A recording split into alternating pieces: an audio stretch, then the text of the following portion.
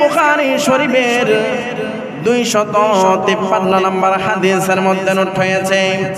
বিশ্ববিখ্যাত মুহাদ্দিস আযম হযরত আবু হুরায়রা রাদিয়াল্লাহু তাআলা আনহু বলছেন, আনিন নবী সাল্লাল্লাহু আলাইহি ওয়াসাল্লাম, আমার নবী পাক সাল্লাল্লাহু আলাইহি ওয়াসাল্লাম জবান দিয়ে বলেন, ক্বালা মান গাদা ইলাল মসজিদি আও রাহা, যে ব্যক্তি উত্তম পোশাক পরে নামাজের জন্য আমি আল্লাহকে রাজি করার জন্য সকাল সন্ধ্যায় মসজিদের মধ্যে যায়, আমি নবী তাদের ব্যাপারে সুসংবাদ দিচ্ছি, আ'আদাল্লাহু লাহু নুজুলাহু মিনাল জান্নাহ।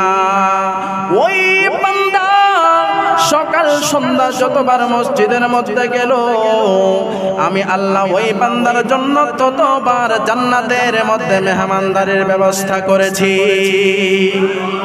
আর একটু জোরে বলুন।